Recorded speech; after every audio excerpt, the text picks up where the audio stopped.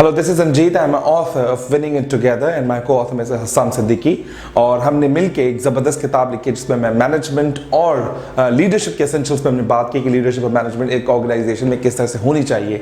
आज किसी लीडरशिप का एग्जांपल नहीं है ना मैनेजमेंट का एग्जांपल, एक बड़ा ज़बरदस्त किस्म की स्टोरी शेयर करने जा रहा हूँ। व्हाट्सएप पे रोज़मर्रा की ज़िंदगी में आपके पास मैसेजेस भी आते हैं, अपने वीडियोज़ भी आती है, जिप्स आती हैं और बहुत सारा कंटेंट आपके पास आता है। कुछ कंटेंट हम याद रखते हैं, इतना ज़बरदस्त कंटेंट होता है कि दिल करता है कि हम अपनी ट्रेनिंग जब डिलीवर कर रहे होते हैं किसी क्लाइंट के साथ तो वो ट्रेनिंग्स में एग्जांपल्स दिए जाएं क्योंकि वो बहुत ही पावरफुल होते हैं, वो ज़माने के हिसाब से बड़े ज़बरदस्त होते हैं। सामने आप देख रहे होंगे मेरा टॉपिक आज का है switch your brain to think good and do good. इस हवाले से आज बात होगी कि आम जिंदगी में आपके साथ कैसा होता है, लोग किस तरह से आपके बारे में परसेप्शन बनाते हैं और परसेप्शन बड़ी स्ट्रांग होती है क्योंकि जो हमारी जो पहली मुलाकात होती है वो बड़ी पावरफुल होती है, उसी में आपका इमेज बिल्ड भी होता है और इमेज आपका डिवास्टेट भी हो सकता है। तो द फर्स्ट मुलाकात इज अमेजिंग। इंसान हमेशा चाहता है कि मैं पहली मीटिंग में किसी से जब मुलाकात करूं, कोई काम उसका करूं या दोनों मिलकर जब कोई काम कर रहे होते हैं वो अपना हमेशा 100+ ही देना चाहते हैं। तो आइए, बचपन में आपने शायद ये एक्टिविटी की होगी, I don't know, but this is an amazing activity. सामने आपने देखा होगा कि 9 का टेबल मैंने प्लेसअप किया हुआ है बोर्ड पे। 1 × 9 इज 9, 18 पूरे जब टेबल पढ़ेंगे तो 9 × 10 इज 90। जब इसको फर्स्ट गो में हम देखते हैं तो हमें लगता है कि कोई मुश्किल की बात ही नहीं थी, इसमें तो बड़ा आसान सा था, इससे क्या स्टोरी को सीखने को मिलेगा। लेकिन आप जब इसको देख रहे होंगे कि बहुत सारे लोग जब इस टेबल को देख रहे होते हैं, इसमें 9 चीज़ें बहुत सही हैं, 9 चीज़ें 100% सही हैं, लेकिन कुछ लोग उन 9 चीज़ों को इग्नोर करके एक जगह रुक जाते हैं। वो क्या है? 9 × 3 दैट इज 27, लेकिन यहाँ पर 24 है।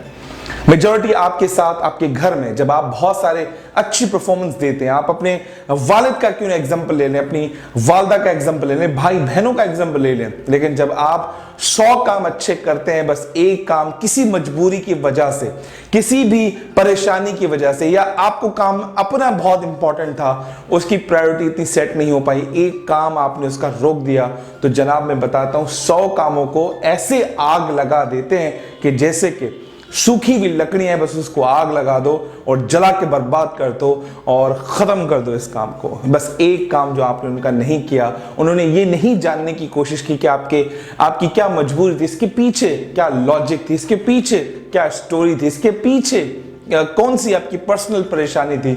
नहीं, वो अपना मुफाद देखते हैं। किसी महापुरुष ने सही फरमाया है कि हम लोगों को तब तक अच्छा लगते हैं जब तक उनका काम करते हैं, और जब तक उनका काम करना बंद कर देते हैं हम उन्हीं को बहुत ही कड़वे लगना स्टार्ट करते थे। दुनिया सर बहुत ही सेल्फिश है, तो जी हाँ, मैं आपको कहूँगा सेल्फिश बनिए बस इस मामले में कि आप दुनिया को खुश करने के चक्रों में तो लगे हुए हैं। बस एक बार अपने बारे में सोचिए कि जिस इंसान को रोज सुबह कंघी देते वक्त आईने में देखते हैं कि उसकी खुशी का भी ख्याल रखना चाहिए। सही है, ये मैंने जो चीज़ें लिखी हैं, अब इसको घर से थोड़ा निकल के अगर हम बात करते हैं किसी ऑफिस की, बात करते हैं किसी ऑर्गेनाइजेशन की, हम बॉसेस को इतने सारे काम करके देते हैं, दिन में 8-15 असाइनमेंट्स उसके करके दे रहे होते हैं, लेकिन बस एक असाइनमेंट या एक टास्क के अंदर हमारी गलती हो जाती है, वो हमारे सारे अच्छे कामों को पानी फेर देता है। तो मैं जो मैनेजर पोजीशंस में हैं, लीडरशिप पोजीशन पे, उनको मैं मैसेज देना चाहता हूं, प्लीज इस तरह के जब लोग आपको मिले, आपके सबऑर्डिनेट्स हो जो आप कंडम में काम करें,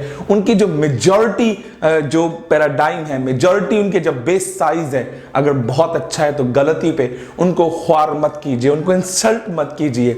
यकीन माने जब उनकी छोटी सी गलतियों को आप इंसल्ट करेंगे, जो इतना बेस साइज उनका बड़ा था 1 से लेकर 10 तक, मीन्स ये सारे असाइनमेंट और टास्क थे जो उनके सही थे, इसका अगर परसेंटेज निकाला जाए 90% उसने अच्छा परफॉर्म किया, लेकिन उसका 10% सही नहीं था।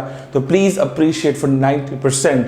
आप डिप्रिशिएट ना करें उस 10% को, लेकिन उसमें उसकी कोचिंग करें, उसके साथ बैठें, उसे समझाएं, उसे टीच करें ताकि वो बेहतर से बेहतर कर सके। इसी स्टोरी के कंटिन्यूएशन में मैं एक और मजीद आपसे बात शेयर करना चाहूंगा। वो दूसरी स्टोरी है। एक औरत एक कोच के पास जाती है, कोच को कहती है कि आज बड़े अरसे के बाद, मीन्स 27-28 ईयर्स के बाद मुझे आपके बारे में पता चला, काश आज से 28 साल पहले आपके बारे में पता चलता तो शायद मैं इस तरह की ज़िंदगी नहीं बिता सकती थी। आज मैं बहुत ही परेशान हूँ, डिप्रेस्ड हूँ कुछ बातों को लेकर, क्योंकि मैं पास्ट के बारे में बहुत सोचना स्टार्ट कर दिया। क्योंकि ज़िंदगी में जो कुछ करना था, मुझे ख्वाब तो नहीं था कि मैं बिलियनियर बनूंगी या इतनी सक्सेस मिलेगी, लेकिन मुझे समझ नहीं आता मैंने ऐसे इस मकाम पे कैसे पहुंची। तो कोच से कुछ नहीं पूछता, कोच कहता आज हम तुम्हारी कोचिंग नहीं करेंगे, हम तुम्हारे किसी भी प्रॉब्लम का सोल्यूशन नहीं देंगे, मैं तुम्हें आज हिप्नोटाइज नहीं कर सकता, ना ही मैं तुम्हारे मसलों का सारे जवाब दूंगा। लेकिन मैं तुमसे पूछना चाहता हूं तुम्हारा अतीत क्या है, व्हाट इज योर पास्ट।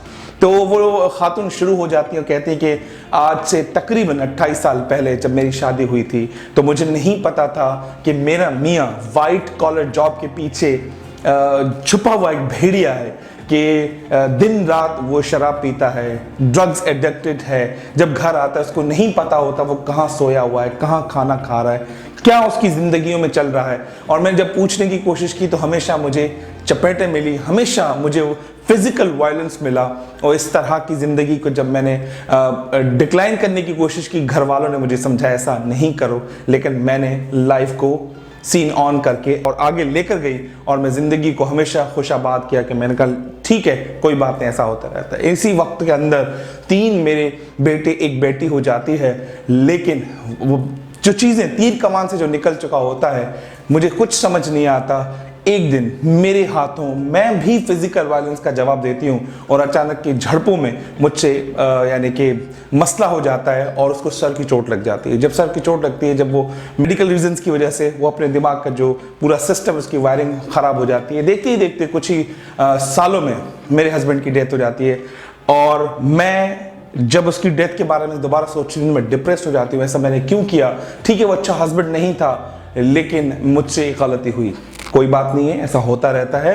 लेकिन उस औरत ने कहा कि आज मैं इतनी डिप्रेस हूँ जैसे उस मर्द, उस बंदे की वजह से, अगर उससे मेरी शादी नहीं होती तो आज मैं घर में बैठकर अपनी अच्छी ज़िंदगी गुजार सकती थी, अपने बच्चों को अच्छी नरिशमेंट दे सकती थी, उनको प्रॉपर नर्चर कर सकती थी और मैं उनकी अच्छी तरीके से शादियाँ करा सकती थी और मैं भी एक माँ की तरह उनको सपोर्ट कर सकती थी। लेकिन आज दिन रात काम होता है, एक गाड़ी से निकलो दूसरी गाड़ी में बैठो, एक दिन अमेरिका में है तो दूसरे दिन लंदन में हूँ, कभी पेरिस में हूँ।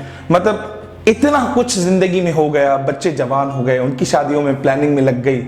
लेकिन वो जो माँ होती है जो इमोशनल स्टेबिलिटी लेकर अपने बच्चों को आगे लेकर जाती है, वो आज मुझ में नहीं है। I am depressed also. Coach कुछ नहीं कहता, कोच उससे पूछते हैं कि ये जो तुम आज इतनी कामयाब औरत बनी हो इसका क्रेडिट किसको देती हो? तो स्टार्ट करती है, I am really giving the credit to my mother, she supported me in every bad situation, और and credit goes to my daughter then my elder son, जिसने मुझे हमेशा संभाला। उन्होंने खुद भी काम किया, मुझे भी काम सिखाया और मुझे इस काबिल बनाया कि आज मैं टॉप बिलियनियर की लिस्ट में आती हूँ। It's amazing story. Again coach कहते हैं तुम मुझे बताओ इनके अलावा इसका क्रेडिट किसको देना चाहती हो? उसने कहा कि I want to give a credit the priest who is working in ABC church. उस हवाले से बात हुई। इन शॉर्ट कोच आखिर में पूछना चाहते हैं, अगेन मैं तुमसे सवाल करता हूं, बस इन्हीं लोगों के अलावा और किसको तुम क्रेडिट देना चाहती हो? वो कहती है और कोई बंदा है ही नहीं जिसको मैं क्रेडिट दूं। कोच से कहता है please thanks to your husband, अपने मियाँ को शुक्र अदा करो, जाओ उसकी कब्र पे बैठो, उसे शुक्रिया अदा करो, उस पे फूल चढ़ाओ, अपनी पूरी औलाद को लेकर बैठो और सब मिलके उस बाप का शुक्रिया अदा करो। वो बड़ी परेशान हो जाती है, किस तरह का कोच है भाई? उस घटिया आदमी से मेरी जिंदगी जो तबाह करने पे तोला था वो नहीं है। आज मैं बहुत खुश हूँ। थोड़ी डिप्रेशन चलता है लेकिन इस वजह से आज मैं इतनी स्ट्रगलिंग लाइफ में थी, या मैंने बहुत सारे मुश्किल वक्त देखे जिसमें एक वक्त कमाने को मेरे पास था, अगला वक्त कमाने के लिए सोचना पड़ता था, जिसकी वजह से ना मैं अपना किचन रन कर सकती थी, ना घर का रेंट दे सकती थी। ऐसे दिन भी बच्चों को बाथरूम में ठहरा कर सुबह स्कूल भेजा है। ऐसे दौर, ऐसा वक्त भी मैंने देखा। उस आदमी को मैं थैंक्स करूं?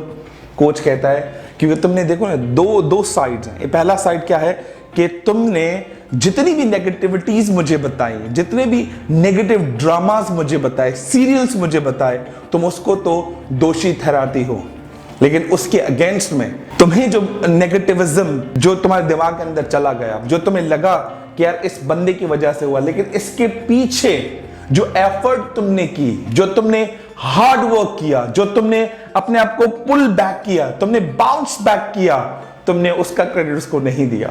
अगर वो होता तो अगर वो बहुत अच्छा होता, एक नॉर्मल मर्द की तरह जिंदगी गुजारता, तुम एक नॉर्मल औरत और हाउसवाइफ रह जाती। आज तुम बिलियनियर हो, आज तुम बिजनेसमैन हो, तुम्हारे सारे बच्चे पढ़े लिखे हैं, टॉप यूनिवर्सिटी से ग्रेजुएट, टॉप कंपनीज के अंदर काम करते हैं, just because of that person. अगर वो तुम्हें सख्तियां ना देता तो तुम्हें लेवल ऑफ टॉलरेंस नहीं आता, वो तुम्हें सख्तियां ना देता तुम इसलिए स्ट्रॉन्ग वुमेन नहीं बनती, वो तुम्हें सख्तियां ना देता, नेगेटिविटी ना देता तो आज तुम इतनी पावरफुल वुमेन नहीं होती। So please give thanks to your husband because he was the man who build you such kind of amazing personality, amazing women, जिसने सिर्फ ना अपने आप को बिल्ड किया बल्कि पूरे खानदान को बिल्ड किया और आज इस खानदान का नाम पूरी दुनिया में मशहूर है। इन शॉर्ट, हम हमेशा जिंदगी में क्या करते हैं, लोग जो हमारे लिए गलत करते हैं, कभी बॉसेस, मैं भी पहले ऐसा सोचता था जब स्टोरी पढ़ने से पहले कि बॉसेस जिंदगियां खराब करते हैं, बॉसेस ही होते हैं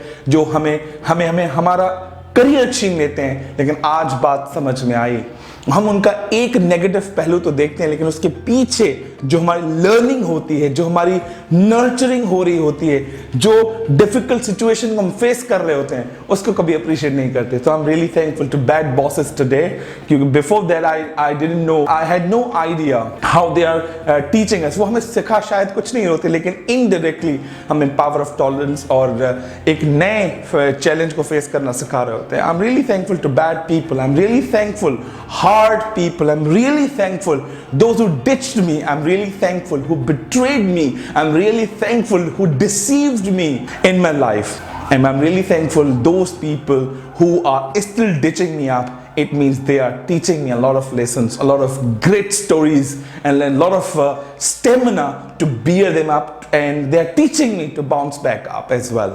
So अच्छे लोगों से ज्यादा सिखाते हैं वो बुरे लोग जो आप हमेशा एक नेगेटिविटी छोड़ के जाते हैं। बस आपको उस नेगेटिविटी का जवाब नेगेटिविटी में नहीं देना, बस उसमें से अच्छा ही निकाल के ना वो उसका सेकंड पहलू देखना है। औरत की तरह पहला पहलू तो आपने एक्सप्लेन कर दिया ना, वो आपके दिल में रहना चाहिए, लेकिन औरत का सेकंड पहलू क्या है जो उसने किया लेकिन तारीफ नहीं की, मीन्स वर्क हार्ड एंड उसने एक्सप्लोर किया कि उस औरत के अंदर कितना टैलेंट है। वो हाउसवाइफ नहीं थी सर, वो एंटरप्रेन्योर थी। अगर वो नेगेटिविटी नहीं आती तो उसको वो अपॉर्चुनिटी नहीं मिलती। So always thanks to those people who have given you a tough time in your life because they are amazing teachers. उम्मीद करता हूं आपको ये वीडियो बहुत पसंद आई होगी और ये 9 का टेबल और उस औरत की स्टोरी आप जिंदगी में अप्लाई करेंगे। जितने बॉसेस और मैनेजर्स हैं उनको भी ये शेयर करेंगे ताकि उनकी जिंदगी में बदलाव आए। उनके साथ भी डिफिकल्ट बॉसेस होंगे और आपकी जिंदगी में डिफिकल्ट बॉसेस हैं, प्लीज से them thanks. Thank you very much.